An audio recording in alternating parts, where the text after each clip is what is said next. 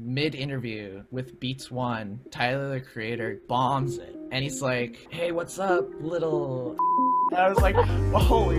I'm good. What? Welcome to episode 2 of the Outliers podcast. I'm your host, Arya Chang, and alongside Olivia Sabatino, we're on a journey to interview as many different professionals from different industries as we can. The goal of this podcast is to expose you guys to various career paths so that you may discover the best profession suited for you. This episode will be interviewing musician Malcolm Craig. From 2017 to 2019, Malcolm was a part of a band called Calpurnia. They toured all over the world: France, Germany, the UK, and even Japan. Currently, he's part of a band called The Aubreys with his friend Finn Wolfhard. And today, Malcolm talks about the reality behind being a musician and the pros, cons, challenges, and risks when going into this industry. Malcolm, thank you so much for giving us your time. More about Malcolm and us can be found on our Instagram at McGeeOutliers. Without further ado, I hope you guys enjoy. We're going to dive right in. So section 1 is misconceptions about your career that people often get wrong. I think the one thing that's pretty misunderstood is how you make money. Because before, a lot of the times, people relied on making records. And that's not so much the case anymore because of the streaming services right now. So if you were to get like a record deal, that's not how you make money. It's usually about like playing gigs and selling t-shirts. Yeah, we're basically like glorified like clothing sellers. Yeah. Depressing how much work goes into making music, and like it's so not profitable at all. What does a typical rehearsal day look like for you? Yeah, usually when we rehearse, it's usually either like before the road or when we're on the road. A lot of rehearsals, though, right now that I'm doing are, say, like when you don't have that much right now, we're just like literally jamming and trying to figure out songs right now. Usually it's like it'll be me and a few other people, like a guitarist or something, and we'll just like sit around in my room. Usually someone comes with an idea, like a guitar part or something, and then everyone in the room just jumps in on that idea, and they just keep adding and adding. That's pretty much how I write songs, which is really cool because it comes together really organically. And yeah, people like kind of build upon each other's weak spots. That's why I think it's super important for people who want to get into music, is to find other people who also like to play music. That's the number one tip, because that's how you're going to learn so much. It's just from other people. And music is really great for that because you do get to meet a lot of people. Yeah, that's usually an average rehearsal day. And then like before, where we were like actually doing big insane shows, we'd already have the songs, and so we just spend like 8 hours a day for like 5 days in a week, just like ironing them out and making sure that there's like no mistakes. Wow, that's insane. Holy moly. Intense. I think the thing that I find the most amazing though is that how many jobs do you have where you can work inside your room and literally you're in that creative zone? Like that's so something that we're not taught at school. I really love that. That's awesome. Yeah, really.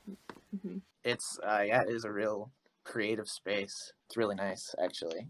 And then another question, we also wanted to know what the realities of touring are for you. Yeah, it's not glamorous at all.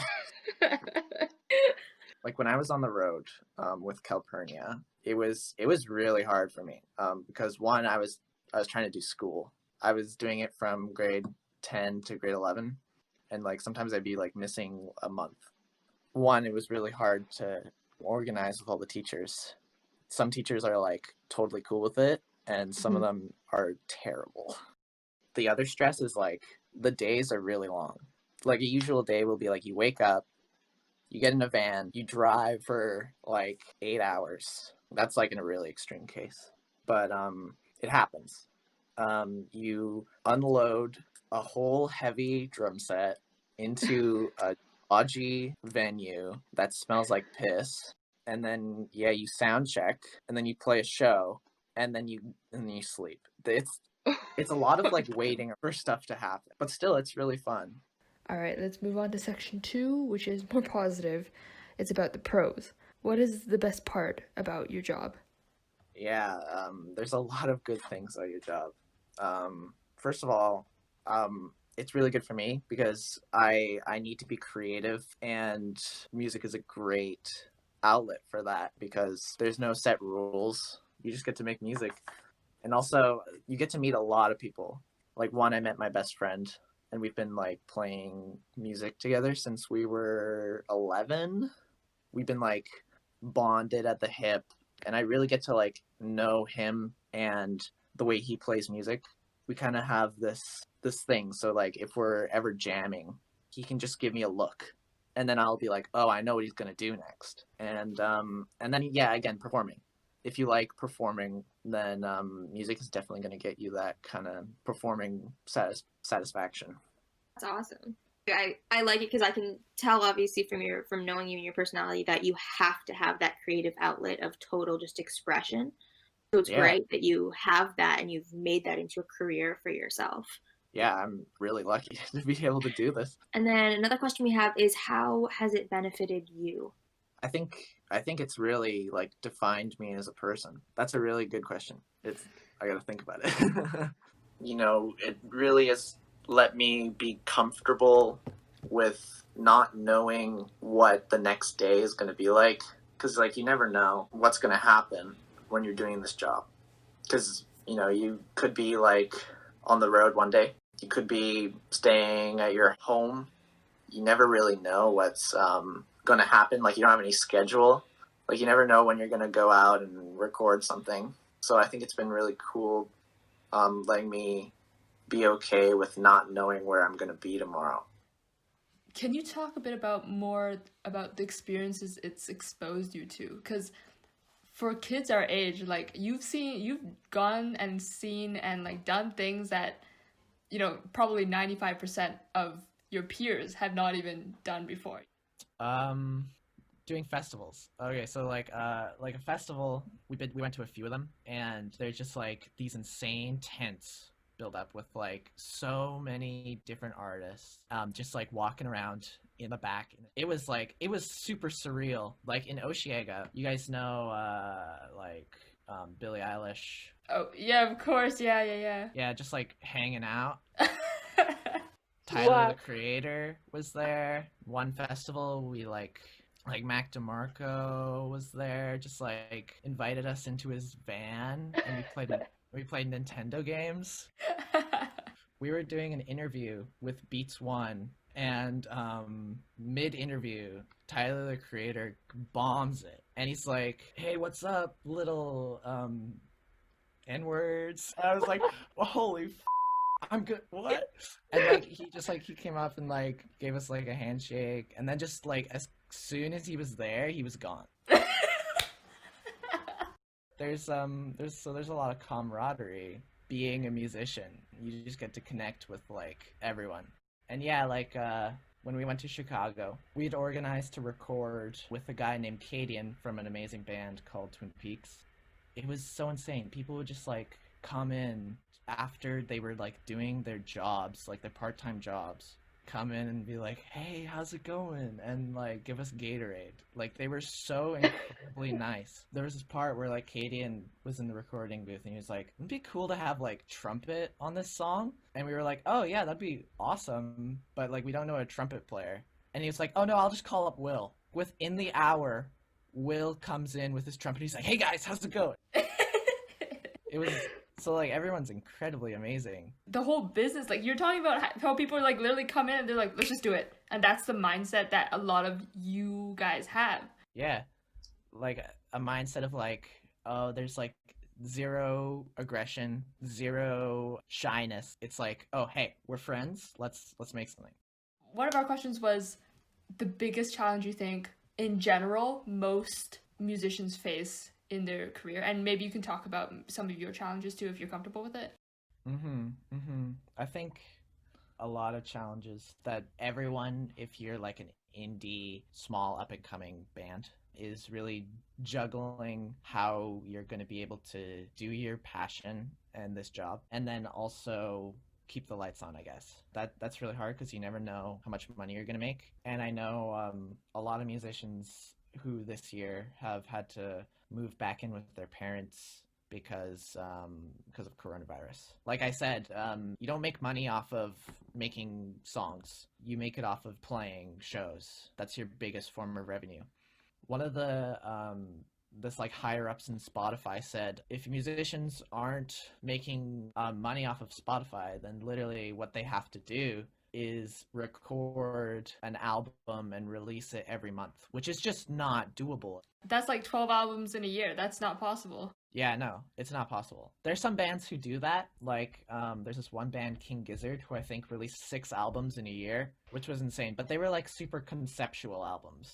But that's the thing. Music is very flexible. So you can take a part-time job. You can live anywhere. You can live small. I'm lucky enough where I'm still like living with my parents. Like I haven't had to support myself yet. So I feel like my biggest challenge was just stress.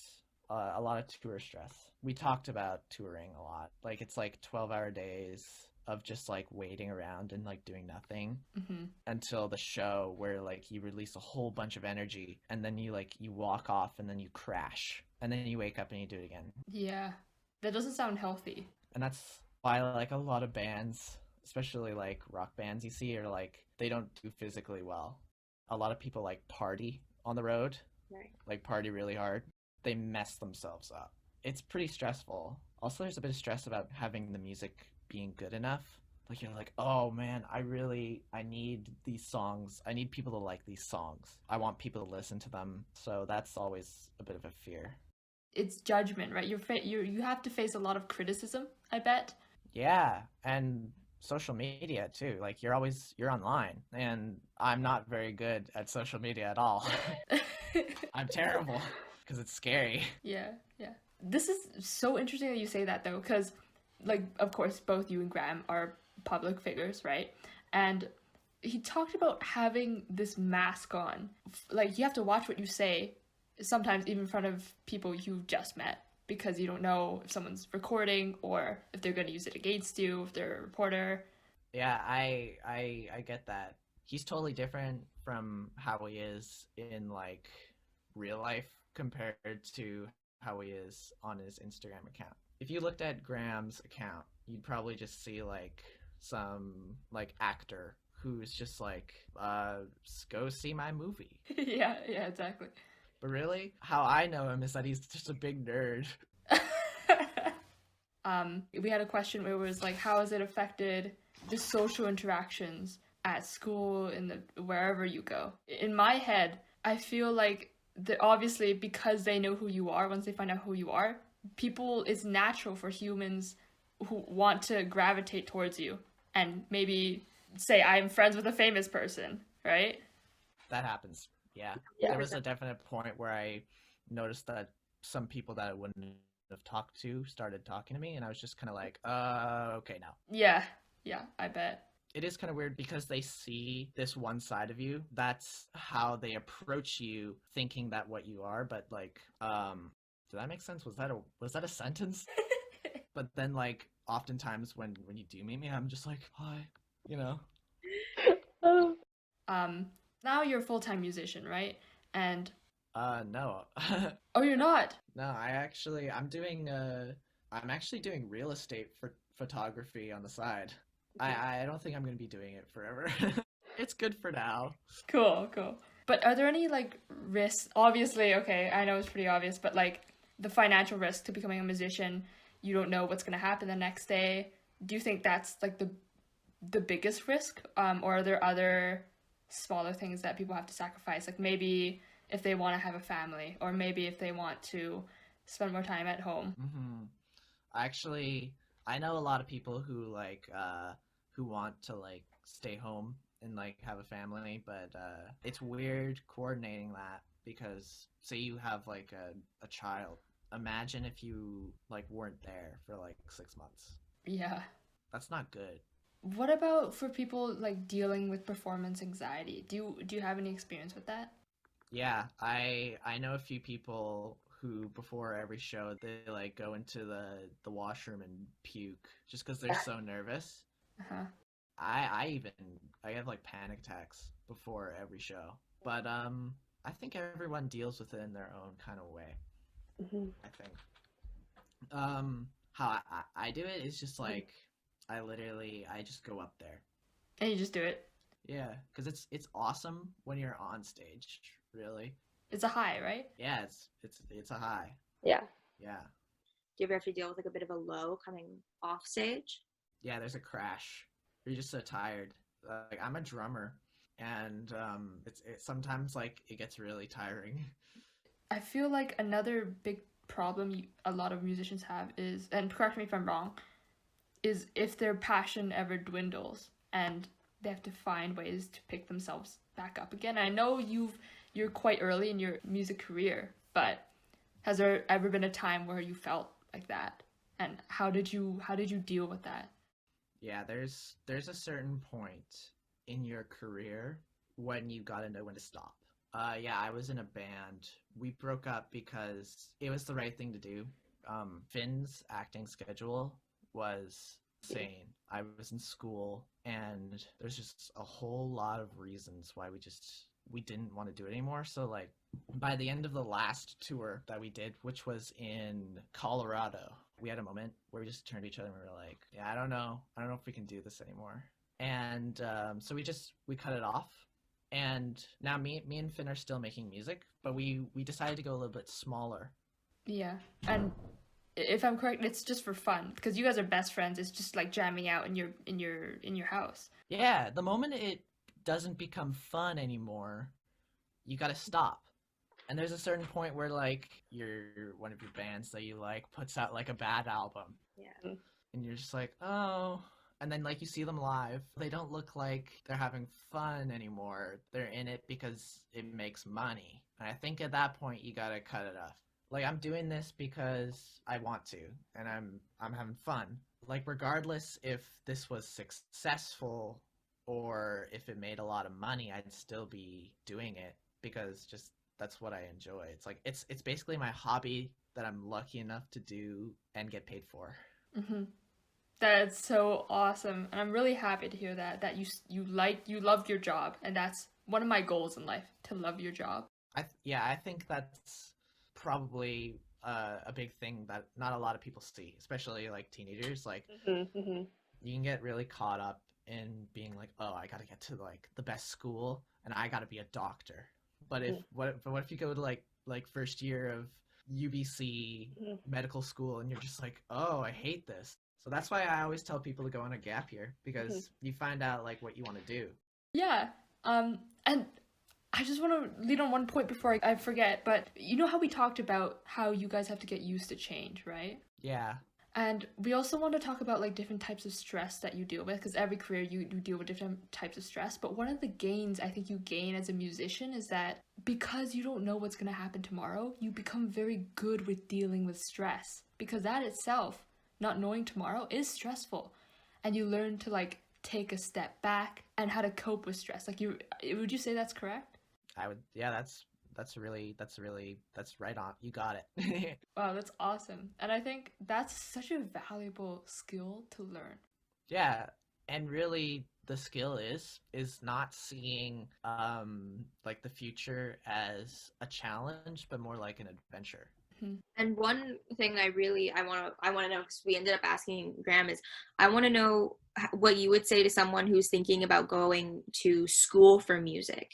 If you want to go to school to like do like a recording arts program, then that's awesome. You should totally do that. But also I do firmly believe that, especially in this industry, the most valuable lessons that you can learn are from doing it and doing it yourself. Whether that's, say, getting like a little band together and playing a super small local gig in like a basement somewhere, because that's how a lot of people got their start. And yeah, you can go to school, but also you don't have to. Right. So yeah, let's move on to our next section. Section 4 is more like requirements for this job, and we did talk about like how there will be circumstances where you'll have to move in with your parents, but not everyone has maybe supportive parents or that financial need. So I guess our question is for you, what do you do how can you compensate if you don't have that support? Yeah, that's really important. The thing is, you can go smaller. Music can be made with literally anything. I started recording my own music on a Tascam. It was super like cost efficient, and I learned how to record on it. And then I just kind of kept adding. So music can be, you can keep it really small. And that, like I said again, music is flexible. You can get a part-time job. It doesn't really happen overnight. Yeah, of course, yeah. And so now we're going to talk about the personality requirements. Not so much personality, but like the soft skills, I would say.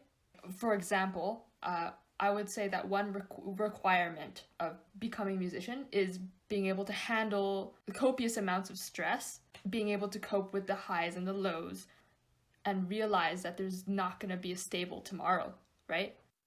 Yep, that's one, definitely. Another thing that you have to be prepared for is working with other people. There's a lot of dedication I think you have to have, and like a passion. I think also it doesn't really matter if you're shy or you're outgoing. That doesn't matter at all. Besides practicing like your actual music skills, are there any other things that you've had to practice a lot? I find it really helpful to start learning about how to record your own music. That's a really helpful skill.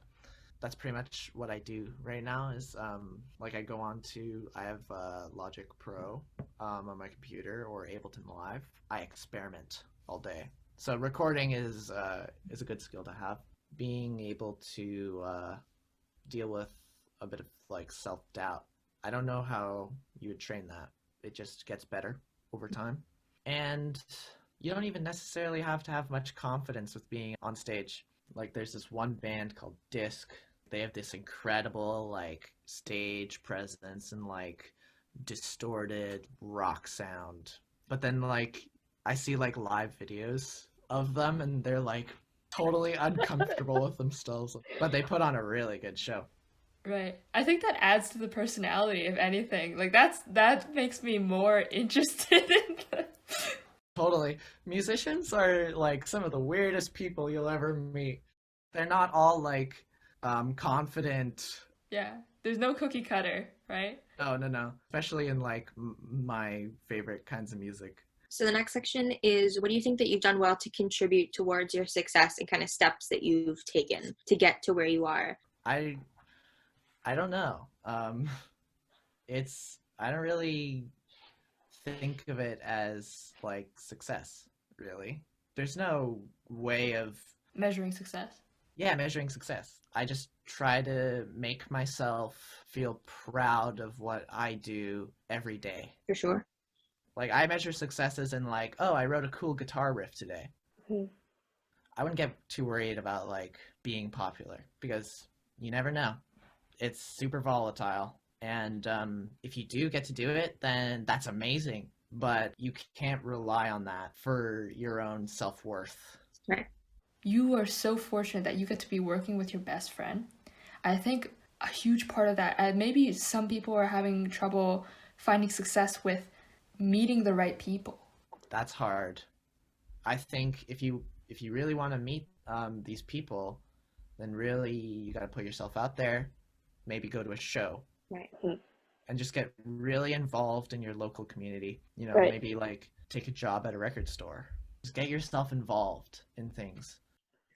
So we'd also like to know how often you practice and as well as like the dedication that it takes. Usually I try to spend at least like I reserve an hour of my day just to do something in music, whether that's like practice an instrument or record a song. There's some days where I'm just like, I'm not up to it at all. And yeah, there's some days where I go all day. But that's just because, you know, that's what I felt like doing. Right. Yeah. And it's funny you say the days that you don't feel like doing, because that's actually goes into our next question, which is what gets you out of that feeling of like being in a rut and not wanting to maybe practice one day. If you're not feeling like it, you just do it. And if you don't like it, I don't know, scrap it. If I'm not feeling up to it, I just, not feeling up to it, I'll go do something else. And then usually or maybe later I'll be in the shower and I'll be like, oh. So I think the point here is that you can't force innovation. No, you can't. Is there any advice that you wish you could give to your former self, or would you have given any advice to your former self? I probably would have told him to stop being so nervous. Because I was felt a bit weird about putting myself out there for a long time, and I really kind of only got over that super recently. You can really get inside your own head a lot. So I would have probably just gone back and been like, hey man, chill out. Imagine your life without music, and now think about all the things it's exposed you to and all the experiences. I think it's taught me to live with no expectations. In all seriousness, anyone can do music, just as long as they want to do it. That's all for this episode of the Outliers podcast. If you're grade 12 or grade 11 or whatever grade you're in and you're listening right now and you are curious about any career that you're interested in, DM us because we want to know from you guys who we should interview next. This is the whole purpose of the podcast, so any feedback helps. To message us, we have an Instagram at McGee Outliers, or we have a website, mcgeeoutliers.com. But that's all for this episode. We hope you guys enjoyed it, and we'll see you in the next one.